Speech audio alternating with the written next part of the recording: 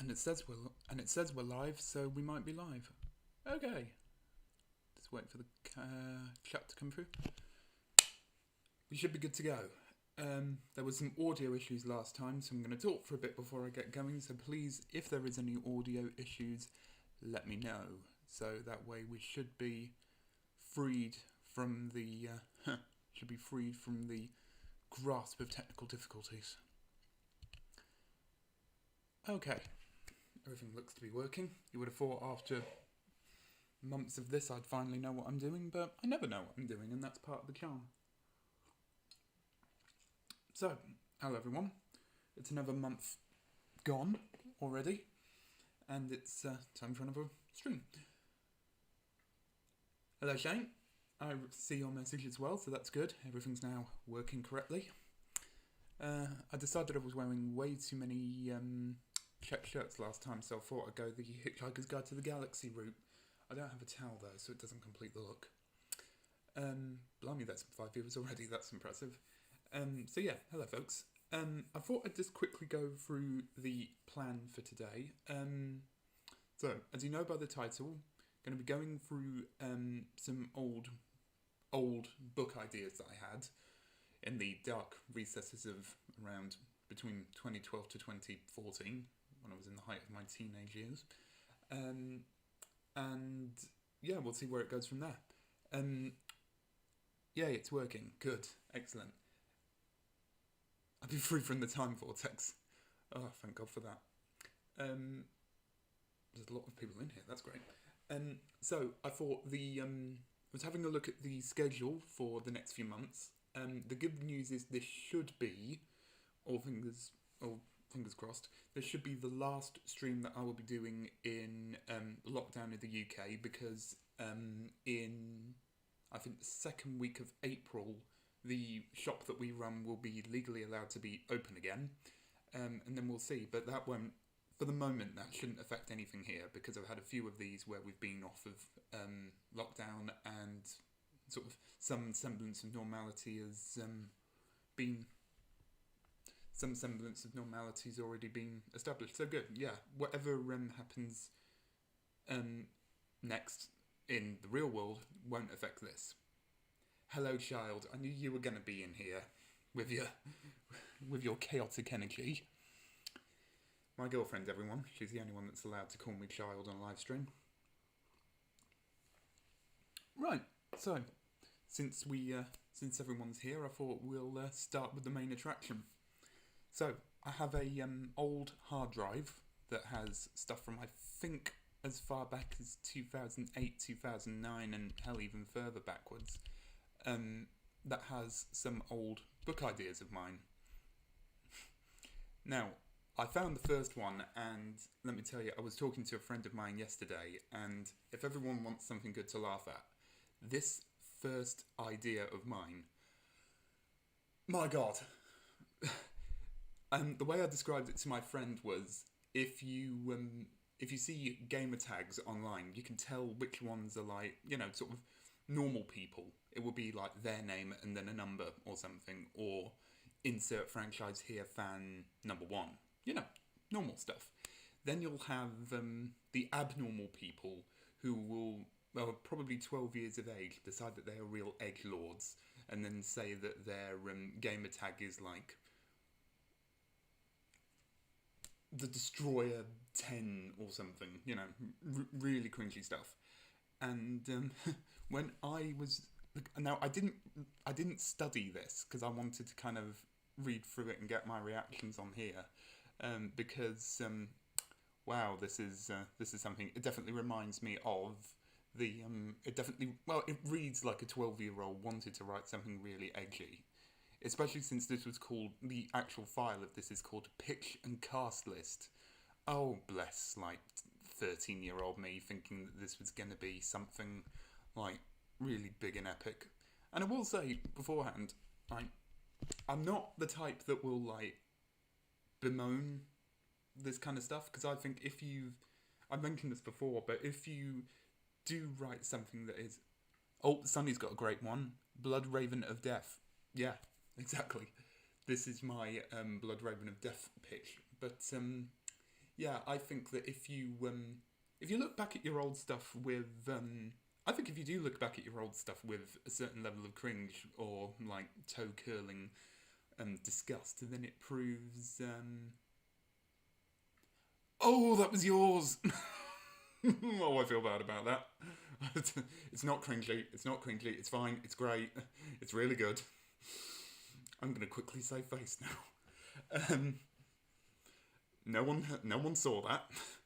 Um, where was I going with this? Yeah. So if you, I think if you're looking back at your old stuff and sort of cringing, then you must be doing something right now. Like imposter syndrome aside, I'm quite proud of the work that I've done with my books. It's far from perfect, but the fact that I can see where I've come from is already a great start. And I've really been putting this off because I don't.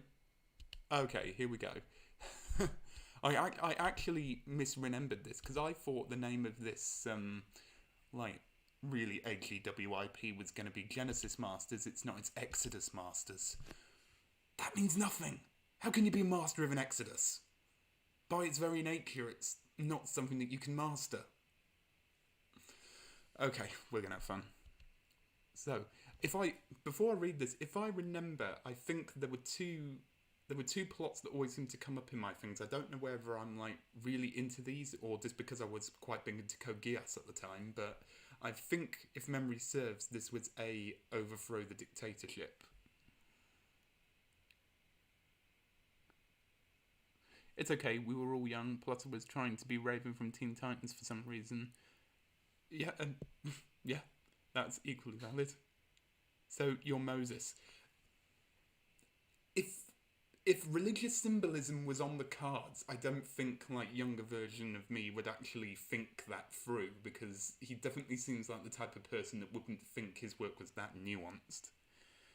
Demon Blood.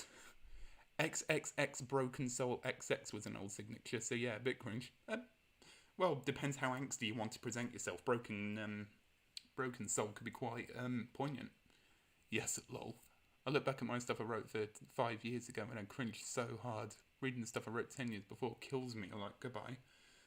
I'm actually going to bring this up now before I start, again, because I'm really trying to put this off. I think I want to do a milestone challenge with this account. Now, I'm at 24 subscribers, which is great, and I'm really, really happy with that. It's great to have, like, a cozy little thing, but I reckon, and I don't know how long this might be if it ever happens at all. I'm hoping it never happens at all, so I don't need to read this out loud, but I had a thought that if I can get to 50 subscribers, I might, for a whole stream, I know I mentioned this in the past and then I cowered it out of sheer fear, but I might on one stream dedicate a whole one to just reading out probably the worst script, because it wasn't a book, it was a script for a fan project that never got made, for the 11 Doctors Doctor Who anniversary thing that was in 2010. And all I seem to remember is that it was really convoluted, really badly written, and like absolutely not in keeping with any of the characters that I put in there. So if one day I reach that milestone, I will celebrate by ripping myself a new one. But why wait now? Why wait? Why don't we read Exodus Masters? Ugh. Right. Exodus Masters tells the story of, I assume that's Delas, Delas, and I assume that's Rico, Rikko. Help me out in the chat. Was Rico the lead of Starship Troopers? Was that Rico? And if so, how's it spelled? Because if I took this to print, not that I would, but I would feel like I've really encroached on Starship Troopers territory with that name. Tells the story of Delas and Rico, two convicted criminals on the run from the Galactic Militia for crimes of mass murder, but their glory days of running from the law has run out. The Galactic Militia is taken over by a mysterious religious cult known as the Genesis Masters. There's that stupid name! Led by the mysterious Holy Emperor, the cult trains young people who are willing to fight in a war with an alien race no one has seen or heard from, and all they know is that the Holy Emperor has received a message from God and that the aliens need to be destroyed.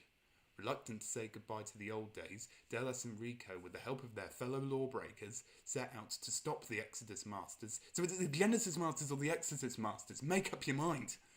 And the Holy Emperor, before the Exodus Masters rule the entire galaxy. That's Star Wars. You know, that's Star Wars with a religious tune to it. Okay, so maybe I was slightly more maybe I was trying to be slightly more clever with the religious stuff than I thought I would be. Still not good though. Okay, that's good. I thought that it was like, for some reason I had in my mind that was just a horrific Code Geass knockoff. Okay, the main cast. See, it's like cross between like Star Wars and the A-Team with religious symbolism. I mean, okay, looking back on it, it's not as bad as I remember. Yeah, Holy Emperor. Holy Emperor, that's not Roman, is it? Yeah, Sonny, I'd never read Dune before, but it actually does. I think I accidentally made like Star Wars and A-Team meets Dune. That's very peculiar. Okay, so who we got? We got the main cast, which are Delos and Rico. It's probably not pronounced Rico, I can't remember, and it's still too Starship Troopers-y to me. Mass-murdering criminal mastermind and self-proclaimed master assassin. See, if I was to write this, I think that the issue I would have was if you'd really get into, like, Gary Sue. Look, if Christopher Paolini can... Paolini? If Christopher Paolini can publish Star Wars with dragons and become famous for praise for it, then you can too. True, I think I'll stick to where I am with my current stuff. See, looking at this, and I'm more than happy to receive feedback on this because it's never going to get written, immediately I think that a big issue with like having your two main characters being mass-murdering criminal mastermind and self-proclaimed master assassin is... you'd have to struggle to not get to like perfect Gary Sues on that particular thing, because like if they're so like perfect.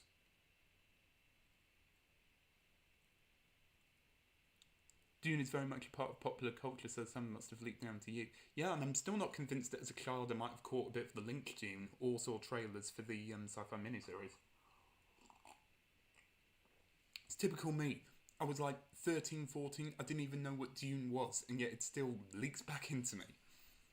But yeah, I would definitely think... oh, yeah, I suppose if anyone here has heard of Blake 7, I suppose it would be very Blake 7-ish as well.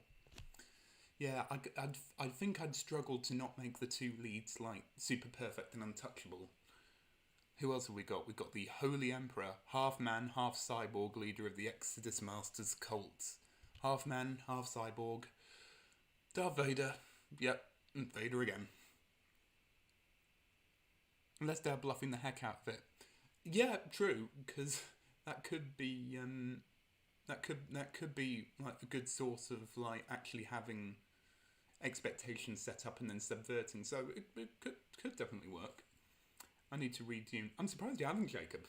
I'm not criticising you or anything, don't worry, but I feel that it's like in the same way that you read a lot of like the old classics and you see how like tropes and stuff sort of like when you read stuff that seems like really tropey now, but when you look into it it's like these are the things that started these tropes. I feel like reading stuff like Dune will make you, because after getting into Dune my love of Star Wars has taken a bit of a decline because it's all I see is like where he's taken bits of Dune from. I mean, especially high school, but as recently as 5 years ago, a ton of my characters were either Mary Sues or copies of other concepts I like, so damn that, it's hard. Trust me, I'm not here to make anyone feel bad about their work. And as I said, if you feel like 5-10 years ago you weren't as good, then, you know, you've come a long way. So who else have we got in the cast, this ragtag group? Oh my god, this cast list is a lot bigger than it should be. And also... clearly, because I've written so many things with female protagonists, so the fact that this is a bit of a sausage fest already is very revealing. Who else have we got? I'm going to assume that's Sciera, Sciera, Arms and Drugs. Arms and drugs dealer. So I assume that's arms dealer and drug smuggler. Yeah. Corber. That sounds like a name from a Doctor Who episode. Corbett, pilot of the starship Spearhead. Yeah, inventive. And then you got Morcal, an alien wrestler. Yeah, that's who you need to dethrone Holy Emperor. Just get, like, John Cena in to smash his face in. General Abraham, leader of the Exodus Masters militia. You know, for such a big thing to just be called Abraham. I feel like I might have actually pinched from mythology there. Not mythology, religion with Abraham. What else have I got? Commander Leon, second in command. Okay, well, I've got a little hierarchy. Lumara, Rico's former wife, now fellow assassin. Ooh, we've got some drama. The X is involved. Okay, her name is Meltaza, but I read that as Malteser then, and I thought even I wouldn't name a bloody character after a bloody chocolate confectionery. Meltaza, female bounty hunter under contract with Sierra. Interesting. Stranger, a shadowy man who supplies information to Rico only. Knowing me, I probably would have really copped out and said, oh look, it's his father. And then, wow, that's a name. Zetamor. Zetomor. The Holy Emperor's pale-skinned android aide. See, in my head, the first thing that came to me was Rocky Horror Picture Show. Now, I don't know if I would have seen that then, but yeah, that's interesting. God, I've been revamping a lot of my old characters, and the difference between how they should be and how they are now, that makes me shocked.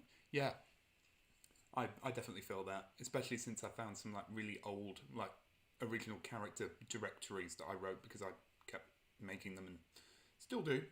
And yeah, like I said, it's a good thing that it's a good thing that you can spot your flaws for sure. I've been thinking of finishing a very self-indulgent story featuring my first story and current. Interesting. I mean, if it's self-indulgent, I think you're under a lot less pressure for yourself. Because, you know, whenever we're writing stuff, I think there's always the voice in the back of your head that thinks like, oh, what if it's really bad? What if it's good? If it's self-indulgent, I don't think I don't think there is as much pressure on you, unless you do want to make everything that you've written, you know, the top tier to what you can do. Every once in a while I'll reread my old scripts out loud just to see how far I've come. I may not exactly think I'm good yet, but that helps and it's always fun. Yeah, of course. I think,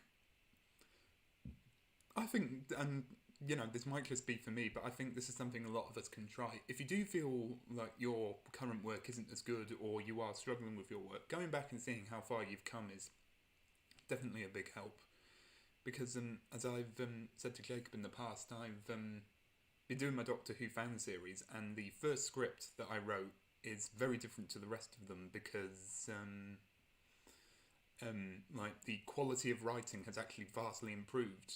And I was listening back on it and thought, I've clearly done something right because I've published 2 books in the meantime, and the lessons that you learn from that when doing the stuff that isn't being published and that you're paying people money to, and people are paying you money to get, is very very cathartic, I think. Like, nah, fair, how dare you replace me with Kasumi? I feel like we all have, like, a central group of original characters, whether they are for our original work or whether they are just OCs that we use for stories or whatnot. And it's like, you do after a while, and this is coming from me personally, you do after a while get really attached to them. So then when you write something else, it's just like, oh god, unfamiliar territory here. Certainly for me, anyway. I actually rewrote a cringy old story a few years ago and turned it into something more mature and good. Old stories can really make for good writing prompts and build on. And Sonny got the idea from Final Fantasy 15, which isn't a bad thing to get off for inspiration. Yeah, I mean, even just reading that, which I actually a little bit let down by how I thought it was going to be a lot cringier than that, to be honest. But yeah, rereading through that, I'm actually quite impressed with how okay-ish it sounded. Like, it's not great. It would go into a load of problems, but yeah, the fact that it was immediately making me think of a series. I can't remember who showed it. It might have been. No, yeah, it was the Sci-Fi Channel. I don't know if anyone here's seen it, but 14. Thank you, not 15. Final Fantasy 14. I can't do Roman numerals. I can, but it's been a day. I think when I was reading that, it reminded me of a more male-centric version of a show called Killjoys. Whether anyone here is familiar with that, I don't think so. It had a few good seasons, but I need to watch it. So again, if it's reminding me of that, it can't be too horrendous. I play D&D and I confirm that the attachment to characters you make, even if it's weird, reflects on you. Oh yeah.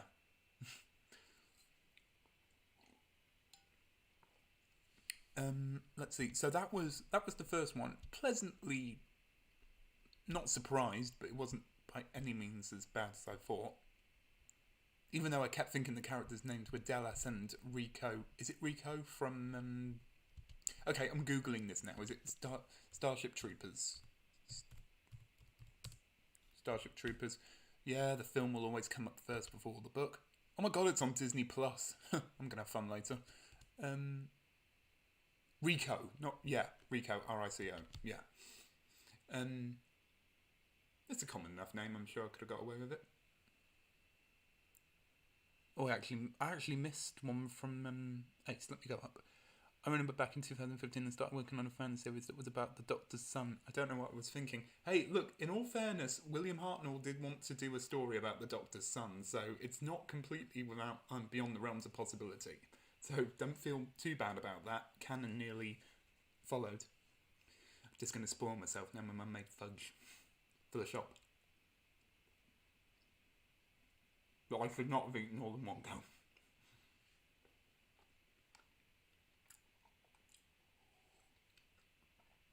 And no longer got my mouth stuck together. Perfect. Yeah, Disney Plus has Starship Troopers. What an absolute world we live in. So, Genesis, Exodus, Masters, bloody Moses Requiem thing was what it was. I think I showed it to one person who never looked at it, and I'm actually glad they never looked at it. Because when I told people who knew me for a while that I was writing a book, they automatically assumed it was going to be sci-fi. They weren't expecting LGBT urban fantasy, which is not within my purview. I mean, I wouldn't even say, I think I mentioned this before, but I wouldn't say that urban fantasy or romance are my go-to genres anyway. But then I think it was refreshing to write outside of what you know. You know, write something that you wouldn't normally expose yourself to. So, now this is interesting because this next one actually, I think, stuck with me more because I think I'm going to get into book 3 territory, which is my current work in progress. And that involved a lot more world building because it for the Manzazu, and that is because they most of it is spent in the Lyceum, which is the big school setting. So both me and Sunny both have fantasy. Demon Blood nearly got stolen from me. That's for a later story for a later date, though. Ooh, yeah. See, because if it was like properly published, you could always get copyright on that. But if it's a work in progress, that could be a real pain in the bum. I mean, that's how I'm not going to get too off track, but that's how Thunderball, the James Bond book, got really skewed when it came to adaptations because I think that started. If anyone doesn't know this, it was I think Ian Fleming was working on a script with someone. He then took that script and basically adapted it into Thunderball. The guy who wrote the script with didn't approve that, and that's why we've got the Bond movie Thunderball, the Bond movie Never Say Never Again, and the reason why they couldn't use Spectre until recently. So, be careful. People should be careful who they nick from when it comes to story ideas. I mean, in that situation, nobody was a winner. Hero School, Magic School, yeah. And both, and I know Sunny will stand very firm with me that we will not stand any connection with Harry Potter. which is why we have our books completely different. The only thing they share is a magical school setting, which is just as well because this next WIP probably shared a little bit more in common with Harry Potter than I probably would have liked to admit. But this was back in the day when J.K. Rowling was not a byword for bigotry. So, 2014 was when I started writing this. This was it was in my mind, if this was going to be published, it was going to be as a one book that was a series of short stories all about the students at this academy. And considering I might be tempted to do a similar idea in the far future, it's clearly stuck with me. And that kind of, I feel like we don't really talk about the collection of short stories format because while I think I'm probably more inclined to I used to be more sort of for the let's establish a world and then spend the entire book going from like character to character. Sort of like that one Simpsons episode, what was it, 101 short stories about Springfield? Something like that. And the idea there was that it was going to be, the intro story was going to establish the world. It was going to establish this academy and all the strange goings on in it. And then after that, it would just be like, here's a student, here's a student, here's a student, this is their stories. Which has its own unique charm to it, but I think I sort of scooted away from that. Because I know a big thing that I wanted to establish in these things was, can we not have a villain? Can the stories just be these people's like individual stories? Do they need an antagonist? And if they do have an antagonist, can it not just be like either some distant unseen far off force or something that is more personal to them? Now I will say that a future trend book that deals with the characters in the Lyceum, and for those in the know, I'm just going to say one word, Vala. For all those that will know, they'll understand. VALA. The antagonist for one future book won't be some big bad. It would be two important characters' battles with their own mental health. And it would be two battles that I know two friends personally have had. So I've definitely had my own research on the matter, and will continue to research as well. I'm not going to go into this blindly. This kind of stuff requires research because you need to be respectful about it. So there's going to be quite a bit of, I'm probably going to put a lot of pressure on myself for that future book. But it's pressure that I think will hopefully result in a much better story and a more mature story.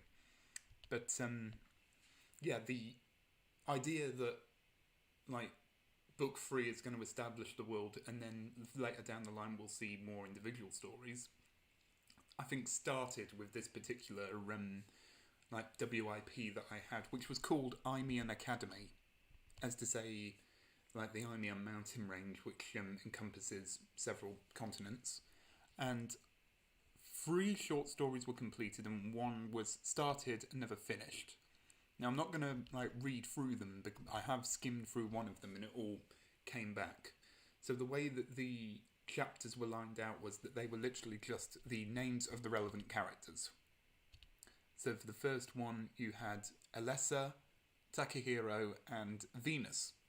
So the idea was that, and I had a quick read through it, that in this academy we started off with it sort of started in media res, which I don't think was probably a very good idea, which was the top students of this one sort of either graduating or getting their honours, valedictorian status, whatever.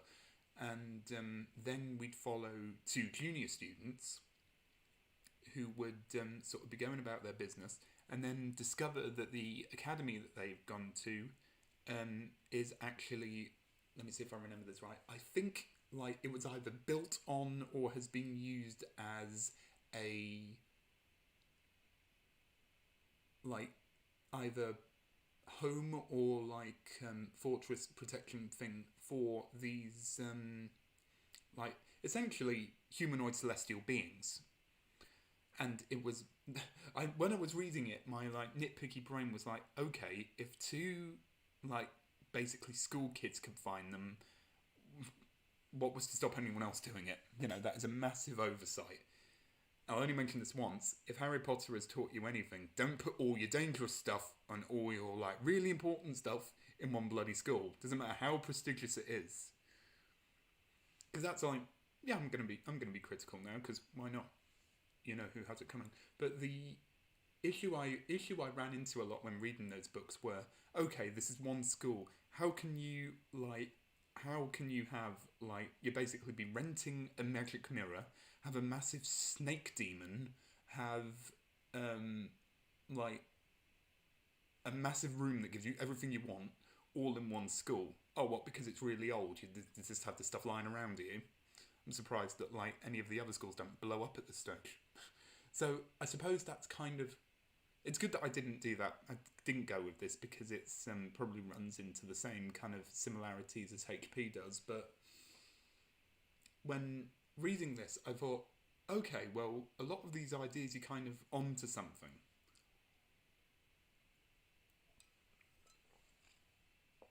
Now, the school setting in my third book doesn't have any. Well, that's a lie. It does have some nasty stuff under the surface because what school doesn't? But there's no big MacGuffin that's in there. There's no yeah, because it's for children. That's true. You've got to keep it interesting. But yeah, with the similarities between Imeon and Chen 3, interesting sort of parallels with them. There's one, I think, the second one, which is all on one of the teachers, Sal Animus. The weird bloody names are back again. It sort of felt like, okay, well, I've started a trend here that I've followed, which is that the headmaster of the school is either not to be trusted, hiding something, might be full of ulterior motives. If you want more, read my third book when I eventually publish it, maybe next year, to find out. But with this particular case, the way that the plot worked was that we established the students, and then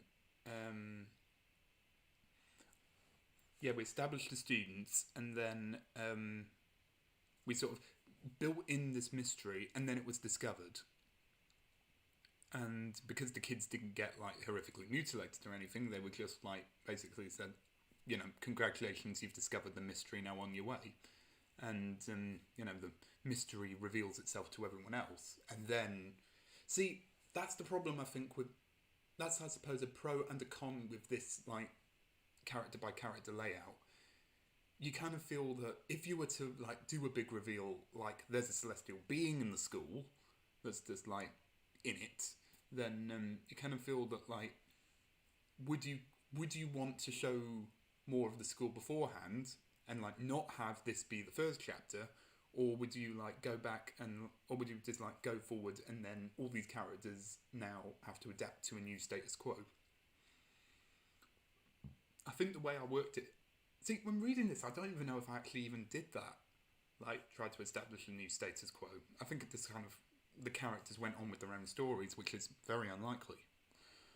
One of my favourite magical school tropes is the Wheel of Time. The nasty stuff under the surface is very human. There are a few MacGuffins in the White Tower, but that makes sense. Why in universe? Yeah, exactly. And I'm going to, even though it's a work in progress, I'm going to plug Sunny's Edgewater, because what she does is she has a very good balance where there is, deeper mysticism, and otherworldly, Beyondian stuff, but it isn't tied necessarily into the school. A lot of the personal drama is, but when there is any antagonists or something, it always comes from the outside. It's more like an element of the other, us versus them, rather than there's some dark stuff going on here. Also, I'm very passionate about that WIP. So yeah, the whole of the second thing was in flashback, which was here's the headmistress. She used to be a criminal. She was then discovered and then taken in by these celestial beings, I think. And then because naturally you give a thief on her last legs the position of a headmistress. Yeah, sounds like my school. My big bag gets strange, but not the school itself. Yeah. See, I think you are two things with a magical school setting. You either you either have the conflict being something born of the school, or you have like outside influences. Because if it's an outside influence, you can make a very strong sort of like us versus them thing. If it's from within, you can like build up a lot of intrigue and a lot of mystery and a lot of untrustworthiness between like whatever characters that you come up with. So it's kind of quite interesting how Magical School has always kind of been on the books for me for about 7 years.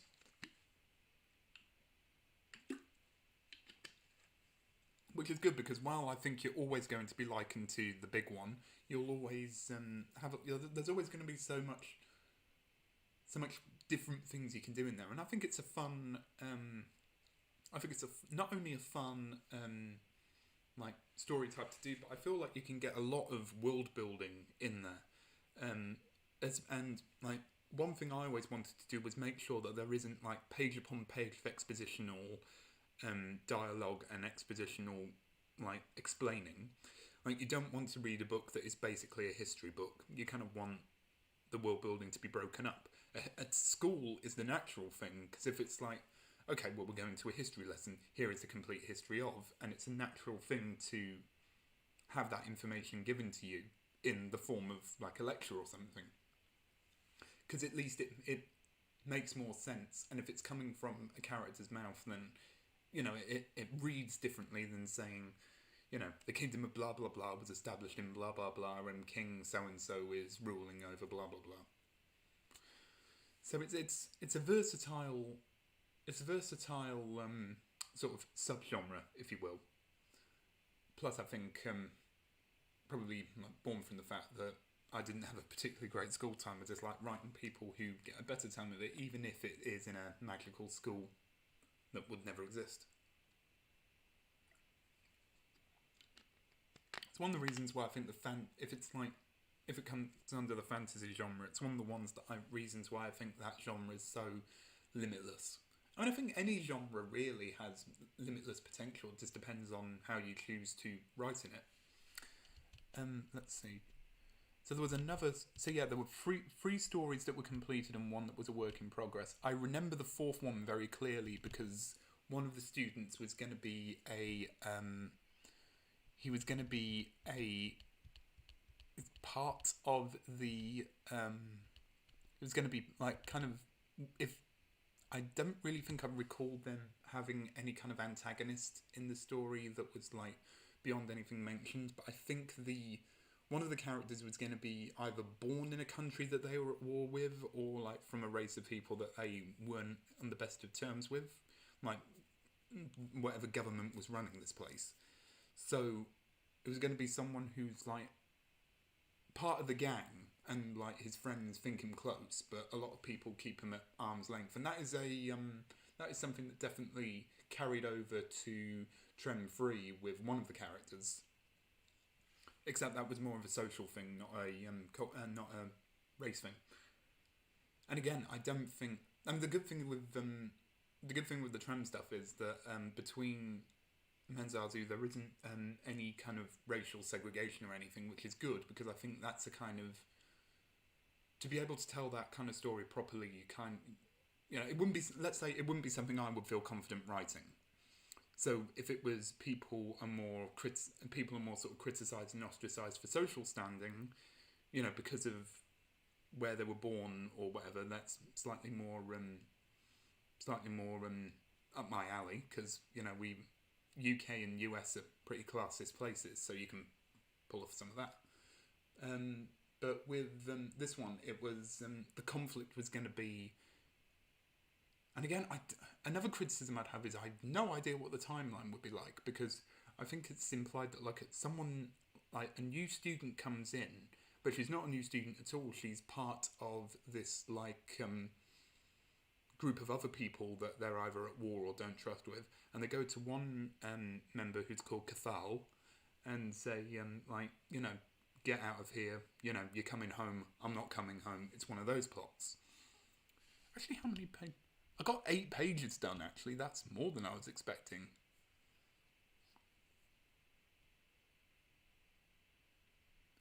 Blimey, yeah, that is actually.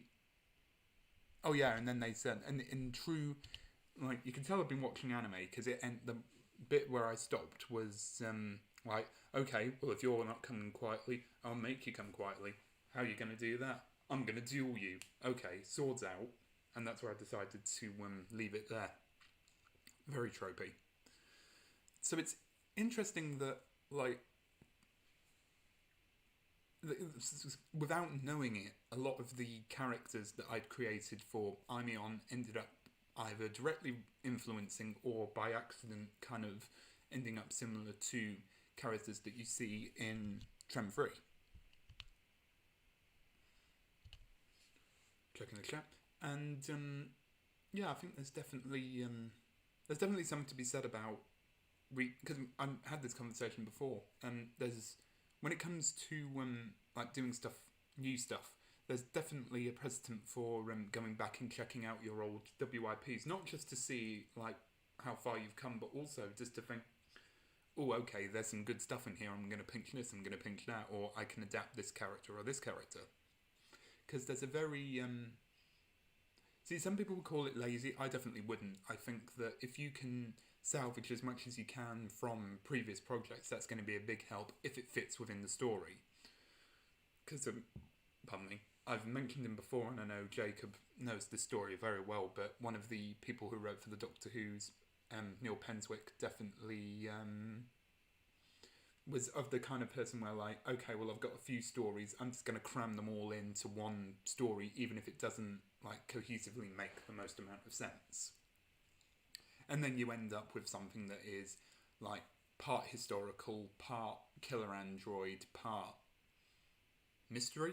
So the best thing to do would always be, like, working out what kind of plot you want to tell, and then looking back to see if there's anything that either works for that can be extrapolated into your new thing, or like it can be adapted, because it definitely would save a lot of creative process, not laziness either, because the whole point of the whole process of adapting stuff is probably going to be just as recycling. Swords Up dual time cliffhanger. Yeah, looking back on it, I kind of would almost want to finish it.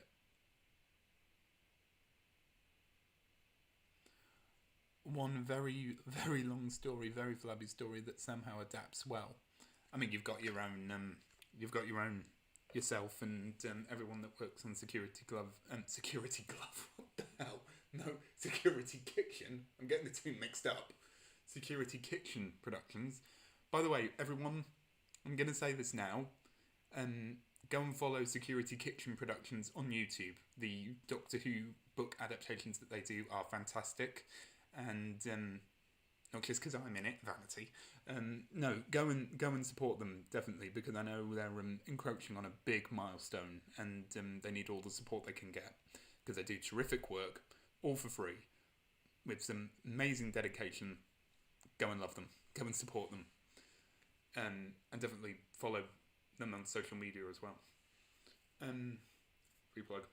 But yeah, the recycling process is definitely a good one, and I'd encourage anyone who does have like abandoned projects to go back and have a look at them, even if it's like the most cringiest thing in the world. Just see if there's anything worth having, and if there isn't, that's totally fine. So yeah, it's definitely. I'm just reading through these as well. It's interesting how clearly some of it inadvertently retained, and then it's nice to see how far I've come along in the meantime as well. Like, I think back in the day, I think probably one of my... Because I remember actually having one that I had to scrap because it was really quite bad, and that's saying something. But looking back on this, it's interesting to see what my strengths and weaknesses were. Because previously I've always been quite good with descriptives. It doesn't seem like the descriptive stuff in this is as strong as it was. I mean, I remember some, but I think the whole... reason why this came about was because I had a dream once. And I actually still remember that dream very vividly, which was the celestial beings sort of settlement or something. And I'm going to do my best to describe it so everyone can kind of have an idea what I'm talking about. It's definitely Revolutionary Girl Utena inspired, because that was the big anime that I was watching at the time, and that's probably why the school setting came into it as well, because of Honoshi Academy. But if I remember correctly, it was like blue sky background, maybe clouds, and it was like a big kind of like mansion, I think. See, because I can't remember exactly. In my mind, it was somewhere between like a mansion in the Greek Parthenon. So it was like, white and marbled with pillars and whatnot. And like you sort of went through some doors, and then you've got like the big sky background, and then you've got these like individual. Utena is amazing, and I love the movie as well, Shane. So you're definitely in good company there. And I think it was like big white strips of marble for stairs that were like going up, like stupid lengths, so like really high up in the sky. So you'd like walk up the marble steps to get all the way to the top, which must have been like half a mile, like up into the clouds. And then you go in, and I think it had like black and white tile floors, and just like one of those massive like aquarium walls, like all full of like tropical fish and whatnot, and everything was blue. Because naturally, the best things that you end up with come from dreams. I mean, I know Shane's dabbled in writing a lot of fiction based on dreams, mostly horror stories. Shane, I don't know if you've written any that were inspired by dreams that weren't horror. So please do correct me if I've horrifically misrepresented your work. Blimey, 47 minutes. We've been the length of Standard Who episode. Well, that's good. I was speaking to another writer about a more deeper subject, but I think we can. Maybe I can pose it. Maybe I can wait till next time. We'll see. Yes, lots of horror. But then I suppose also a good thing about that is that can also be good for venting when it comes to like nightmares and like unpleasant dreams. Definitely like use, because as I said, horror is just really weird cerebral stuff. Yeah, like a lot of us here use writing as as like a source of income, and a lot of us also use it as hobbies as well. But there is definitely something to be said about writing for therapy's sake and for venting purposes. I know quite a few of my friends and loved ones have done that. Like creativity when it comes to writing is such a great outlet. I mean, I remember I don't know why it was. It might have been as a result of bad news, or just like I was just feeling like legitimately angry. But I actually have already written the clash between the villain and one of the main characters that is near the end of book 3, just because I was legitimately really angry and all just like upset and just like ticked off. So I thought, okay, I'm gonna write these two just absolutely like dueling, going at it, blood, sweat and tears flying everywhere, and by the end of it I didn't half feel improved. That's how I overcome nightmares and sleep paralysis, taking control over it. Yeah, taking control of it, and then I suppose if you want to be really deep, you've kind of like taken the power away from it by turning it into a piece of fiction. Hobbies and therapy, which is great because especially in these trying times, the more like outlets we have, the better. And if like writing a few short stories or writing a bit of a chapter or something is what's going to get through it, then that is a proper, useful, healthy way of dealing with it. So that's always great. And on the side, if this stuff does become your published work, then you've taken something that you've, because it's like what I did with my books when it came to dealing with family deaths. Taking the stuff that was generally the negatives, then to quote a certain song, picking it up, turning it around, making it into something new. which is, I suppose, why I'm quite fortunate that I don't really intend to ever really stop writing, especially when it comes to my work. Because if I run out of ideas for my current universe, I think I've got between 7 and 8 books in me at the moment of this current trend world, and then if all the ideas dry out, then I've got 2 ideas. I mentioned this in the past, but Ward 29 is one of them. And see, I'm going to pose this question to see if anyone knows anything similar to this, because I haven't yet found much. There might be a movie or a short about it, but has anyone here been aware of any kind of fiction that involves demonic possession but done in a positive way? So, like, someone being taken over by a demon, but actually that improves their life rather than, like, taking it in a strange, like, dark turn. Basically, it's not The Exorcist. Because I think the idea I had was that it's going to be, like, this really conservative person who's, like, feels really trapped within their surroundings, whether they be, like, in, like, the deep south of America or somewhere, and they feel, like, really suffocated by the sort of conservatism that's being placed on them by their parents. Then they get taken over by a demon, in which they say, hey, maybe we can have a bit of fun with this. And she actually takes to it very well. And it would definitely be 18 plus, I think, for going full.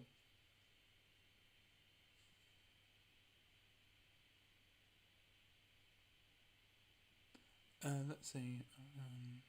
I wanted to be a job, but I'm also being realistic. Well, you never know. I certainly think there's a big market for Edgewater, because I think a lot of people will be looking for voids to fill in the fantasy school genre. So, you never know. And there are also other writing avenues if after you've written this and you've continued writing Edgewater, definitely a place for it. A lot of magical cat ideas. Oh, yes, please do. Nobody says no to magical cats. And if anyone does say no to magical cats, I don't think anyone here wants to know. I can't think of anything that sounds like that. Sounds like something I'd read and write. Excellent. I've never heard of demonic possession that's seen as positive.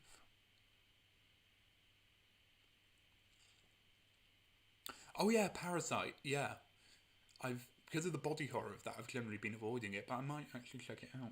Speaking of demons, I need to tell you about my idea for a story. Oh yeah, please do. I should say, if anyone does, like, need any help with writing or anything, like, I don't pretend to be an expert, but I will certainly be there as a sounding board and a beta reader if you need it. That's what I've been doing with Sunny's Edgewater, and gotten really invested in that particular project. So yeah, by all means, you know where my Twitter is, and I'm also on Discord and anywhere else that you can find me. So yeah, by all means, if you have anything that you need to want to share, or any works in progress or anything, you know where I am.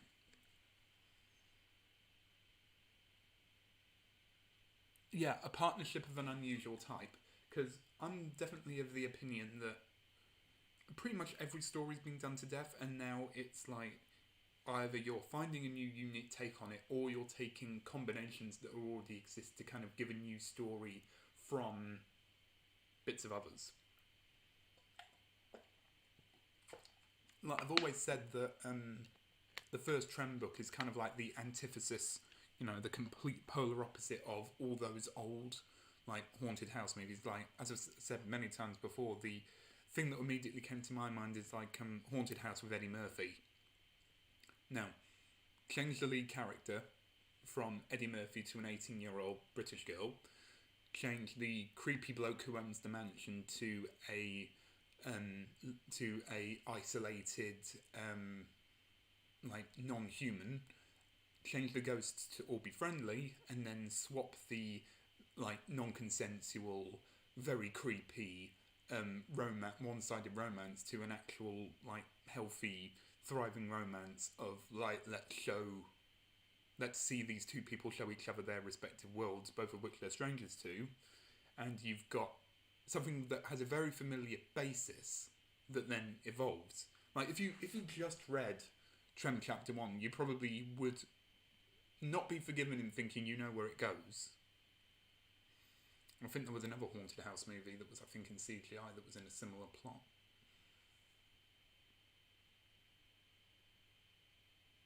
Yeah, I would recommend it.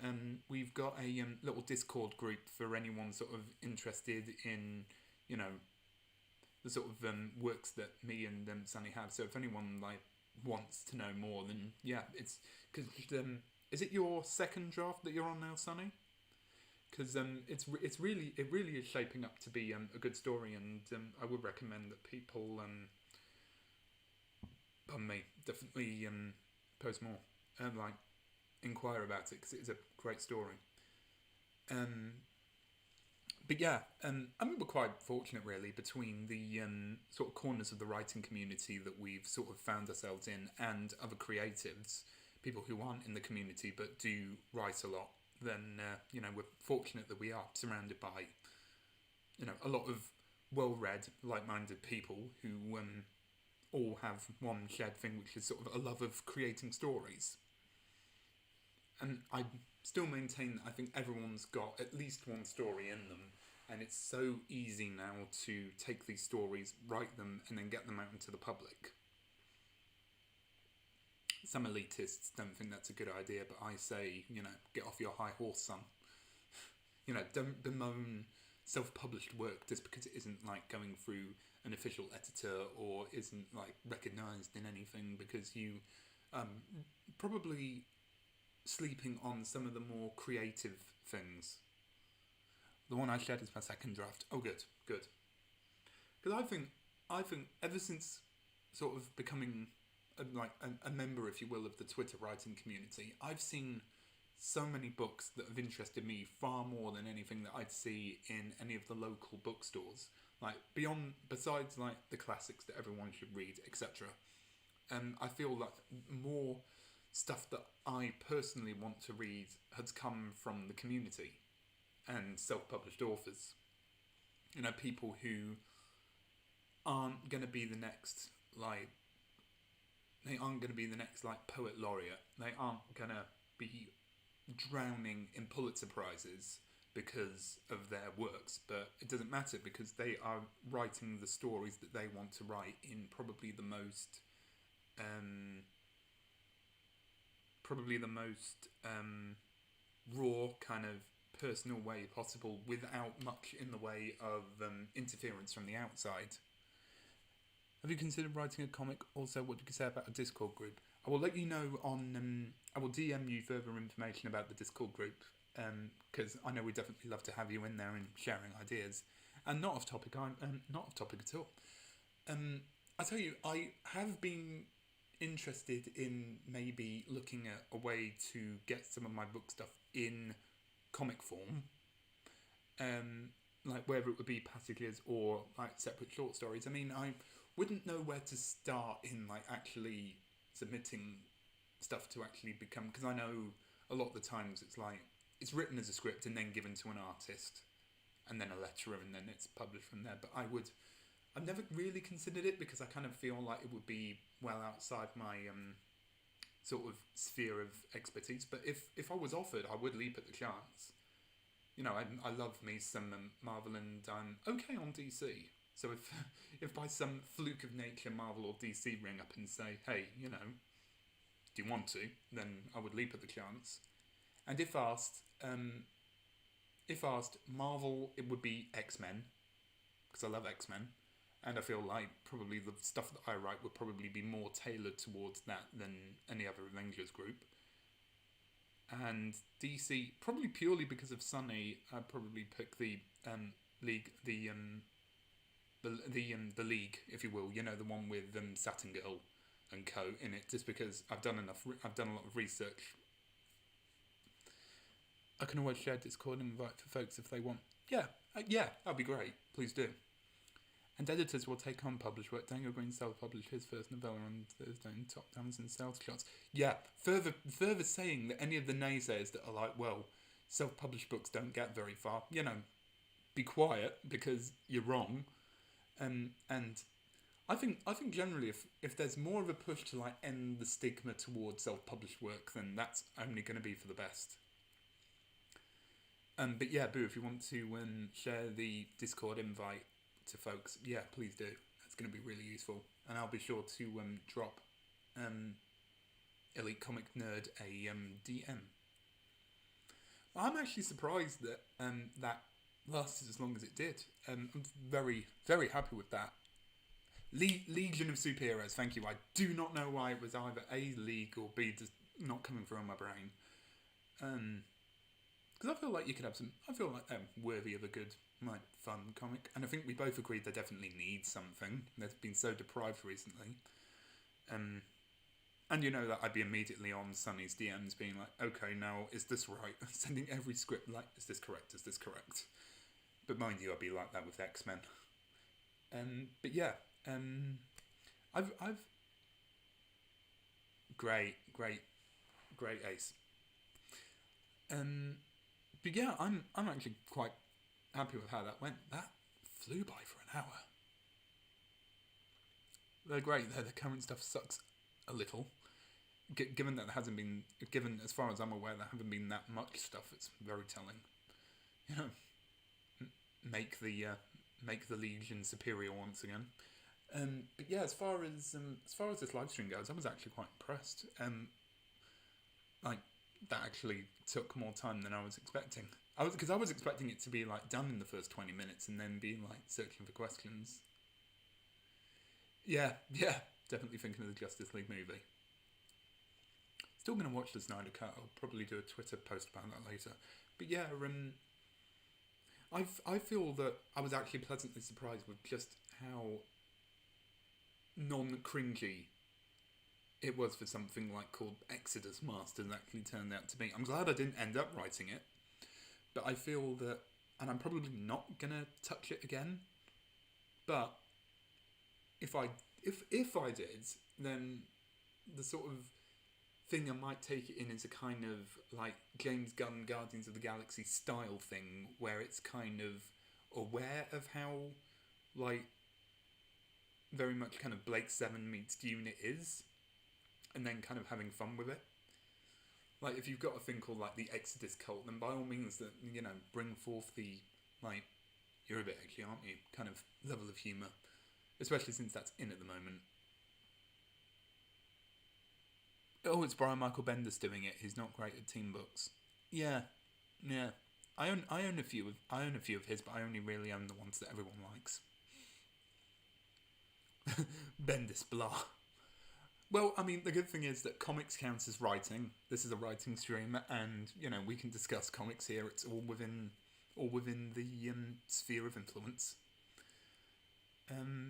But yeah, unless anyone else has got anything to ask, I probably might start rounding it off soon, because 1 hour flew by really quickly.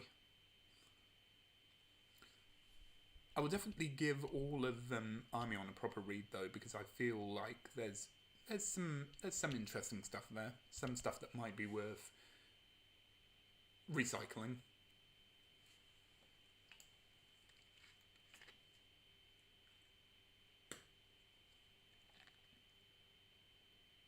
I'll take a DM to the servers. Yeah, of course.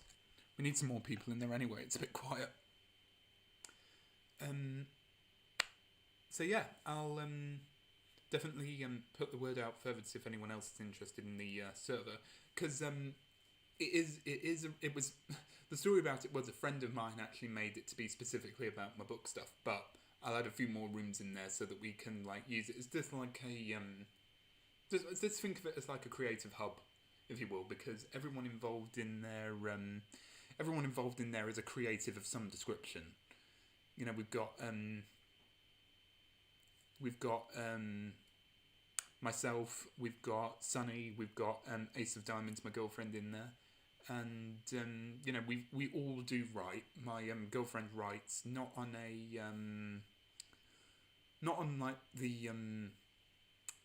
the same kind of stuff that I do, but she does a lot of stuff on a writing blog regarding you know, an anime. I love that we're on about Brian Michael Bendis. It's great. Okay, Note to self: change this. I don't remember if the title's up or down now, but I think I'm going to change this to revisiting old OPs and Brian Michael Bendis. ... Interesting.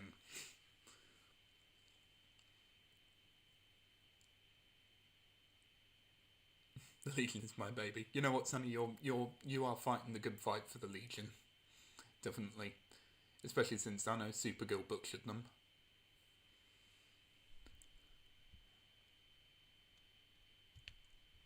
Yeah, and I think by the end of this, everyone's definitely gained more Twitter followers, which is always great. Like getting a like cozy little group of creatives around is definitely great, especially when so many of us have got works in progress that could really benefit from second opinions. The Brian Michael Bendis TM stream. Oh yeah. See, you've all got me interested now. It might even some point in the future be like, forget book stuff. Let's just talk about comics, because I think we've all got an opinion. And I'm over here like, if anyone's not read Monstrous, read it. I haven't read it myself, but it looks amazing. Well, I've read bits, but I do need to like buy them in bulk. I actually think the last comics I probably bought was All New Wolverine with X23. But yeah, the next one would definitely be Monstrous, because that's very much up my alley. Talking cats and all. But yeah, so oh yeah, Supergirl is hitting its last season, isn't it? All good things. But oh god, yeah, and we've got the last season of Infinity Train too. What is it with 2020 and 2021 being the last seasons for things? It's not helping everyone. We're getting more stuff, not less. More good serotonin for everyone. But yeah, if anyone else has any, and you know what? Even if we are going to do a it's the second Sandman omnibus. They've done the Sandman audiobook with Andy Serkis, haven't they? Was that Sandman, I believe? Yeah, yeah. Just a whole stream where it's just like appreciate the Legion of Superheroes.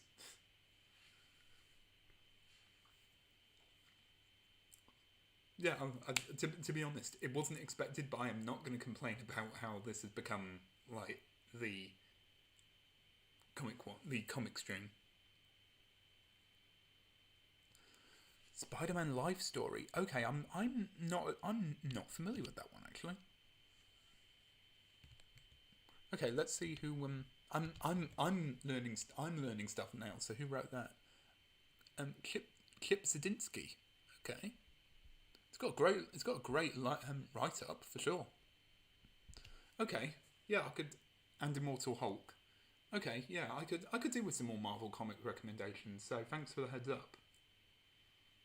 Also need to finish buying all the X23 comics. I haven't bought comics in so long. But then I'm one of the people that like appreciates media of all sorts, so I'll just call it research if anyone asks. A lot of comic geeky nerdy research, because it's all good in the end. Right. So unless anyone else has got anything comics or otherwise, I might round off soon because I think my voice is going. Let's see. Right, yeah, I think we'll call it there, and I will probably hit the server soon and see how many more. More people have. Yep, there we go. Who else has joined? Hey, people are starting to join in already. That's terrific. So yeah, anyone who wants the invite, who hasn't already joined in, please do let me know via Twitter DMs, because I think I'm following everyone here, and if I'm not following everyone on Twitter, then I'm following you on another website. So yeah, I will make sure all those invites get pushed out, and yeah, everyone will hope everyone interested will hopefully get a place on there, and then we can use it to like share stuff and sort of generally be creative. That's what my intention for it was also. And Ace will also provide DMs for invites as well. Yeah, cool. Right, this has been a really feels like a really quick one. Definitely a really fun one, and I wasn't quite sure what the next one was going to be. I've discussed some sort of like deeper topics with authors recently, so it might be sort of looking at those topics and then I don't know, maybe gushing about comics for half an hour. It's all right, and technically it's all good. We could do with sharing our passions more. Everyone under one banner, all like geeking out about the stuff we like. It's what everyone does to feel great nowadays, for good reason. It has been fun. Yes, it's been fun, everyone, and I hope everyone continues to stay healthy and happy in these really bizarre times. And by next stream, hopefully we'll have the little cafe coffee bookshop open, and everyone will start to. Well, hopefully everyone will soon start feeling some form of normality after a very strange period. And whatever comes next, we all get through it together. We're all friends here, and that's what gets us through it. So, thank you, everyone. It's been another pleasure, and hopefully see you next time, which will be probably. Let me check the calendar. The tentative date is probably going to be. Okay, so that's probably going to be Saturday the 24th of April. And, hopefully by that time I'll get a handle on daylight saving hours. It's been so... So yeah, thank you very much, everyone. Hope you all enjoy the rest of your day. Thank you all for stopping by, and see you on the next one. And, be